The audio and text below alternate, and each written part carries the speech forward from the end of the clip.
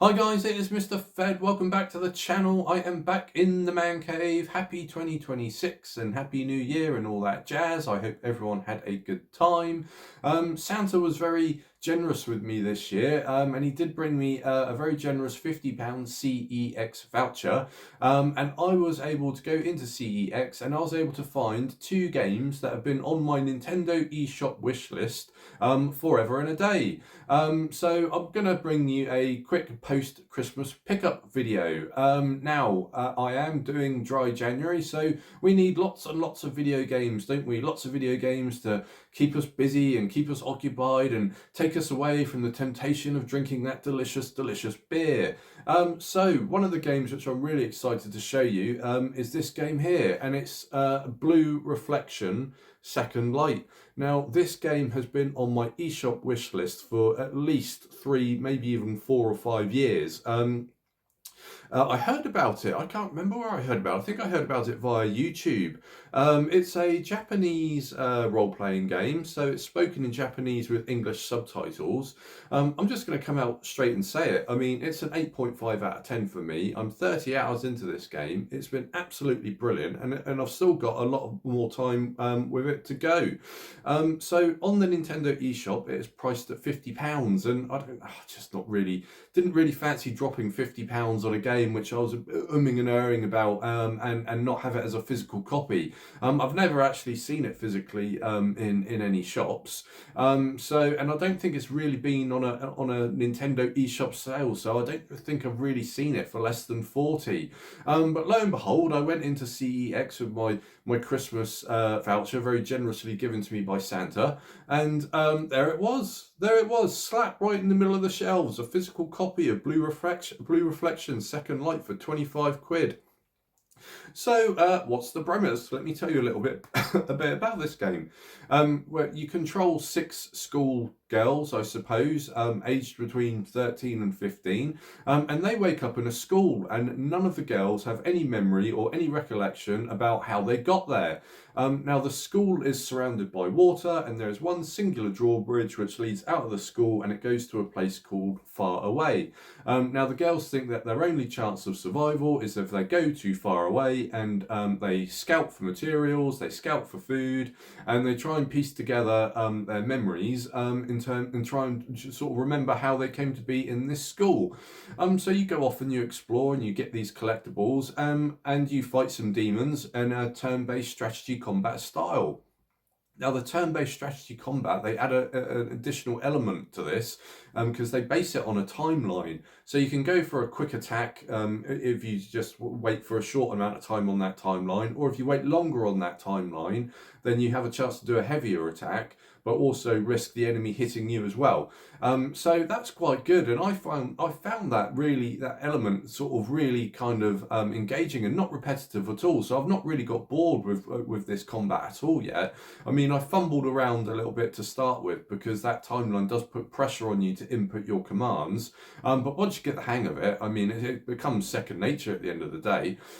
So there's loads and loads of good stuff in here, typical of a Japanese role-playing game. If you are a turn-based strategy JRPG fan like I am, you get loads of collectibles, you get loads of crafting where you can upgrade your school and your school facilities. You get skill trees, and you upgrade your skill trees by getting talent points. Of course, you get your talent points by taking your fellow classmates on dates. And typical with Japan, manga, anime style, you know, these girls are sort of 13, 15 years old. They all have enormous breasts, and it's sexual innuendos aplenty. Now, some of those cutscenes can get tiresome, but if you ignore some of those cutscenes, the actual core gameplay of this turn-based JRPG is absolutely fantastic, and the levels get bigger and bigger and bigger. They get more involved, there's more to explore, there's more to collect, there's more to craft, and to me it's just the game that just keeps on giving. I mean, I've had such a good time with this game, and I'm really looking forward to finishing it. I will say it's not that difficult. I'm playing it on normal difficulty. There are 2 more difficult settings, so you could have it on hard or you could have it on death. None of those sound appealing to me, so I just play it on normal, the way the game is intended to be played. So that is Blue Reflection Second Light. As I said, if you are a fan of turn-based strategy JRPGs, I would highly recommend this game. I've got 30 hours into it so far, and looks like I've still got another 20 to go. So, brilliant game. The next game I'm going to show you is going to scratch my OCD a little bit. Now, I know you're thinking, well, Mr. Fed, Mr. Phelps, well, what does that mean? What's scratching your OCD mean? Normally, when I buy a game, if there's subsequent titles released in that series, regardless of whether I like the series or not, I'm going to find myself picking up those sequels. So the game I picked up is a sequel. I do have two of the games in the series. The first one is Sniper Elite 2, and of course I have Sniper Elite 3, so that shouldn't, no prizes for guessing what pickup I got from CEX to sort of round off those titles. And it's been on my eShop list for a while, but I did find a physical copy for 25 quid. It's Sniper Elite 4. Now, generally speaking, I have quite enjoyed this sort of Sniper Elite series. Certainly the graphics of when you shoot that bullet and you follow the trajectory of your bullet out of the gun and into some poor sod's head, and their skull blows up all over the place. I mean, that doesn't get old. It's quite satisfying in a strange, peculiar way. What I am really hoping is that Sniper Elite 4 perhaps offers more collectibles and gives you more time to kind of look around the levels and more opportunities to set up those booby traps that we all know and love. But the Sniper Elite series, I played 2 of the games in the series, and they're very good games. So I'm hoping Sniper Elite 4 continues to build on what is good about the previous games in the series, but also perhaps brings a little bit more elements of, like I said, exploring levels and gaining those collectibles. So that is on my to play list. So I've got a backlog now. I'm very good at kind of playing a game, finishing a game before I buy my next game. But now, dry January, well, got to keep myself amused, haven't I? So now I've got a backlog. The next game, again, similar vein in terms of me having to own every game in the series. And of course, I've got the first game in the series, it is Octopath Traveler. And I have the second game in the series, which is Octopath Traveler 2. Hold it up the right way, Octopath Traveler 2. I have completed Octopath Traveler 1. I have not completed Octopath Traveler 2 because I made a mistake with Octopath Traveler 2.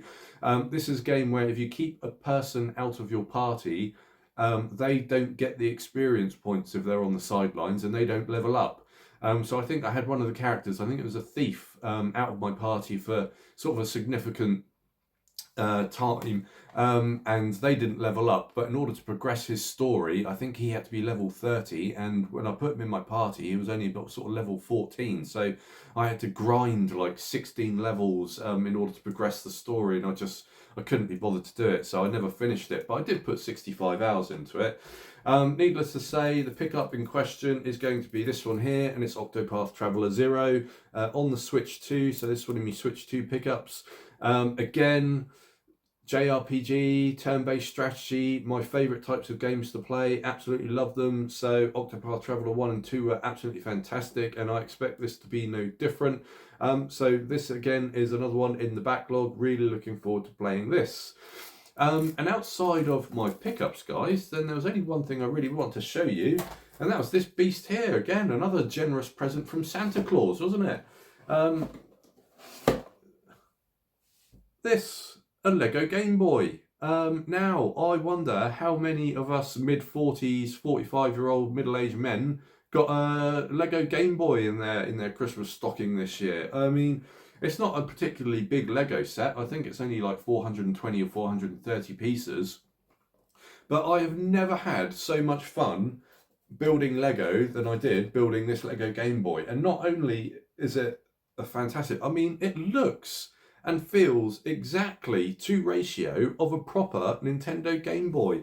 I love the way they've given you those spring back buttons and the spring back D-pad. You've got the on and off switch here. You've got interchangeable cartridges. So, you've got Super Mario in there at the moment. But, they've given you another cartridge. They've given you a Zelda cartridge as well. And they've given you interchangeable screens. So at the moment I've got the Super Mario World play screen in there, but I could have a Nintendo play screen, or I could have a Zelda play screen. So there are all sorts of mix and matches. I mean, it's for display purposes only. But I tell you what, this doesn't half look good in the man cave on display. So at the moment, I've kind of put it on top of me bass guitar amplifier. But I mean, I absolutely love this, and I've never had so much fun with Lego putting this together. So really chuffed with that. Have you received one of these Lego Game Boys, or have you, heard of them or seen them? What do you think? What do you think of them? I'm gobsmacked. I really am. I absolutely love it in every conceivable way. So that's it, guys. Those are my post-Christmas pickups and my LEGO Game Boy, which I just wanted to show on the channel.